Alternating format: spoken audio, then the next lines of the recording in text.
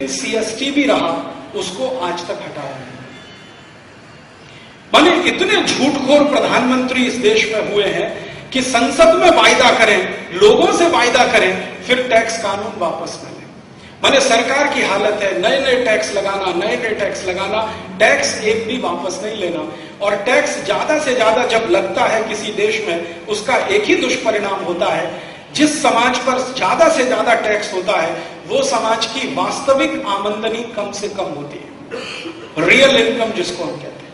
अगर टैक्स ज्यादा होगा तो रियल इनकम कम होगी। कैसे होगी?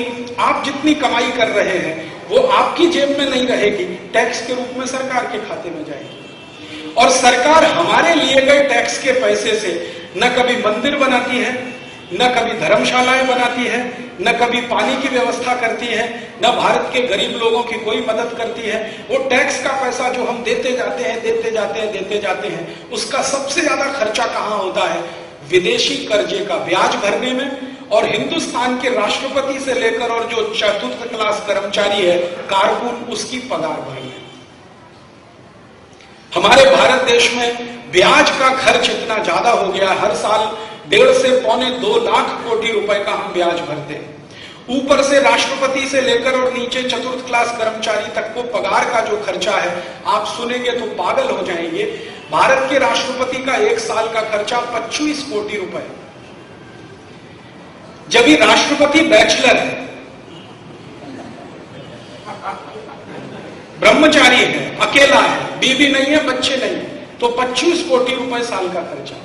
जो कभी लालू यादव देश का राष्ट्रपति बना तो आप जानते हैं लालू यादव बैचलर नहीं है और उसके घर में पूरी क्रिकेट टीम, 11 लोग हैं, पति पत्नी 2 और 9 बच्चे। राबड़ी देवी भला हो उसका, 9 बच्चे हैं, 2 पति पत्नी हैं, और साली साले अगर सब मिला दिए जाए तो पूरा कुनबा 56 लोग हैं महाराज जी उस परिवार। ये कभी अगर राष्ट्रपति बन के पहुंच गया गलती से, क्योंकि रेल मंत्री तक तो हो गया है, राष्ट्रपति भी होने की शक्यता है, क्योंकि हिंदुस्तान एक अद्भुत देश है। जो आदमी किसी स्कूल का चपरासी नहीं हो सकता, वो इस देश का राष्ट्रपति हो सकता है। जो आदमी इस देश में दुकान नहीं चला सकता, वो इस देश में वाणिज्य मंत्री हो सकता है। जिसको फाइनेंस का ABCD नहीं मालूम, वो वित्त मंत्री हो सकता है, और जिसको शिक्षा का ABCD नहीं मालूम, वो शिक्षा मंत्री हो सकता है, और जिसको कुछ नहीं मालूम, वो प्रधानमंत्री हो सकता है। हमारे देश का विचित्र नहीं। अज्ञानी व्यक्ति ज्ञानी पर शासन करे, वो समाज की सबसे बड़ी विडंबना है। जब अज्ञानी लोग ज्ञानियों पर शासन करेंगे, देश ऐसे ही चलेगा जैसे चलता है। आज तो दुर्भाग्य है कि भारत के राष्ट्रपति बैचलर हैं। अगर जो कभी शादीशुदा व्यक्ति राष्ट्रपति हुआ तो ये 25 कोटि का खर्चा कहां जाएगा? उपराष्ट्रपति का साल का खर्चा 22 कोटि है, प्रधानमंत्री का साल का खर्चा 20 कोटि है, उप प्रधानमंत्री का 18 कोटि है, पूरे मंत्रिमंडल का साल का खर्चा 350 करोड़ है। 28 अब तो 30 राज्य हैं, हर एक मुख्यमंत्री और उसके साथ मंत्रियों का खर्चा, एक दिन मैंने पूरा जोड़ा, 77,000 कोटि रुपए। इस देश की सीमा की रक्षा करने वाली जो आर्मी है, उसका खर्चा भारत के हरामखोर नेताओं के खर्चे से कम है। हमारे देश की सीमा की रक्षा करने वाले जो सैनिक हैं, आर्मी में काम करते हैं, उनका एक साल का खर्चा भारत के भ्रष्टाचारी नेताओं के खर्चे से कम है। ये स्थिति इस देश में। तो ये जो सारे खर्चे होते हैं वो आपके टैक्स के पैसे से होते हैं। फिर इसके ऊपर भ्रष्टाचार अलग होता है महाराज जी। ये तो पगार का खर्चा है, ऊपर से भ्रष्टाचार के बारे में अब सरकार का ही एक कमीशन कहता है, मैं नहीं कहता, सेंट्रल विजिलेंस कमीशन बोलता है कि हर साल भारत में 80 से 85 हजार कोटि रुपए का घोटाला होता है। हर साल इससे कम नहीं होता। और अगर कभी कभी कोई साल तो विचित्र निकल आता है, जिस दिन घोटाला और महाघोटाला, जैसे पिछले साल एक घोटाला हुआ, अब्दुल करीम तेल की घोटाला, 35,000 कोटि का घोटाला एक ही आदमी कर दिया।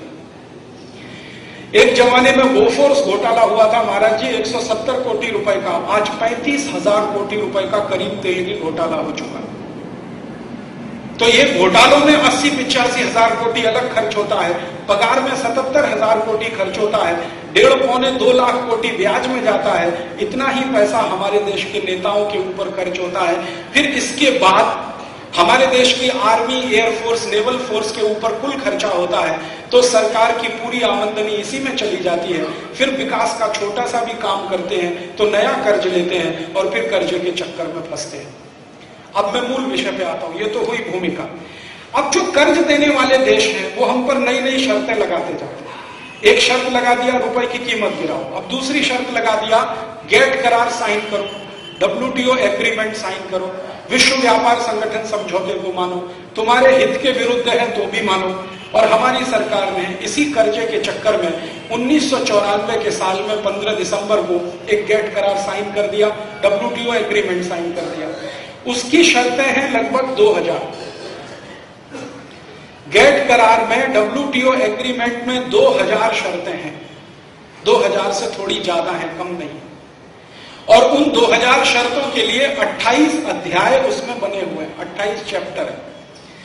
कुछ चैप्टर के नाम उसमें दिए हुए हैं। एग्रीमेंट ऑन एग्रीकल्चर ये एक है, उसमें 56 शर्तें हैं। एग्रीमेंट ऑन टेक्सटाइल वो एक चैप्टर है, उसमें 65 शर्तें हैं। एग्रीमेंट ऑन ट्रिप्स एक चैप्टर है, उसमें 78 शर्तें हैं। ऐसे 28 अध्याय हैं, कुल 2000 शर्तें हैं। उन्हीं में से महाराज जी एक शर्त है, और वो शर्त ये है कि गेट करार साइन करने वाले देशों में जो टैक्स का स्ट्रक्चर होगा, बहुतांश माने ज्यादा से ज्यादा देशों में जो टैक्स का स्ट्रक्चर होगा वही दूसरे देशों को भी लागू करना पड़ेगा। ये उसमें एक शर्त है। अब देखिए, गेट करार सही किए हुए देश हैं लगभग 123, 124, एक और भी है 124। 124 देशों में जो ज्यादा से ज्यादा देशों में टैक्स का स्ट्रक्चर होगा वही भारत को भी लागू पड़ेगा। तो ये जो देशों ने गेट करार सही किया है उसमें से एक देश को छोड़कर, एक देश माने अमेरिका को छोड़कर सभी देशों में वैल्यू एडिड टैक्स है, तो भारत को भी यही टैक्स लागू करना पड़ेगा।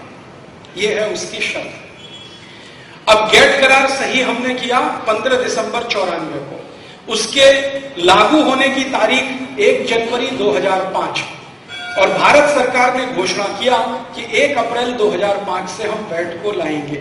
माने गेट करार की शर्त को पालन करने के लिए भारत सरकार एक नया कानून लाई है जिसका नाम है value added tax. Value added tax का कानून बनाने के लिए हमारी सरकार ने एक समिति की स्थापना किया। उस समिति का अध्यक्ष बनाया असीम दास गुप्ता, पश्चिम बंगाल के वित्त मंत्री हैं, फाइनेंस मिनिस्टर। मैंने एक बार उनको एक लेटर भेजा था, खत भेजा था कि आप ये जो वैट का कानून ला रहे हैं वो किसके लिए ला रहे हैं? हमने कभी बोला नहीं, भारत की प्रजा ने कभी मांग नहीं किया कि हमारे ऊपर वैट लाओ। भारत के व्यापारी और उद्योगपतियों ने कभी मांग नहीं किया कि हमारे ऊपर वैट लाओ। भारत के शेतकरी बांधवों ने, खेडूतों ने कभी मांग नहीं किया हमारे ऊपर वैट लाओ। भारत की प्रजा मांग करती नहीं है, व्यापारी उद्योगपति मांग करते नहीं है, तो फिर आप लाते किसके लिए? तो कहने लगा हम WTO की कंडीशन पूरी करने के लिए वैट ला रहे हैं। तो ये WTO की कंडीशन में वैट है, इसलिए सरकार लाई है। अब मैंने एक बार असीम दास गुप्ता को एक पलट प्रश्न किया जिसका आज तक उत्तर नहीं दिया कि ठीक है WTO की कंडीशन है तो भारत को वैट लाना है, अमेरिका को क्यों नहीं लाना? अमेरिका ने भी WTO साइन किया है, अमेरिका भी विश्व व्यापार संगठन समझौते का सदस्य है, तो अमेरिका तो वैट लाता नहीं है, आप क्यों वैट ला रहे हैं? इसका आज तक उत्तर नहीं है। मैंने इसका उत्तर जानने की कोशिश की कि अमेरिका नाम के देश ने वैट क्यों नहीं लाया आज तक, क्योंकि अमेरिका तो बहुत प्रोग्रेसिव देश है ना, बहुत मॉडर्न देश है, बहुत आधुनिक देश है, बहुत प्रगतिशील देश है, बहुत तेजी से तरक्की पसंद देश है। अगर इतना तरक्की पसंद देश है, इतना प्रगतिशील है, इतना तेजी से आगे बढ़ने वाला है, तो वो वैल्यू एडिड टैक्स क्यों नहीं लाया अपने देश में अभी तक? ये जानने की जब मैंने कोशिश की तो मुझे माहिती मिली कि अमेरिका की संसद में पिछले 20 साल से बहस हो रही है, लेकिन वैट का कानून लागू नहीं हो रहा। बहस हो रही है, कानून लागू नहीं हो रहा है। कारण क्या है? अमेरिका में 2 राजकीय पक्ष हैं, एक रिपब्लिकन एक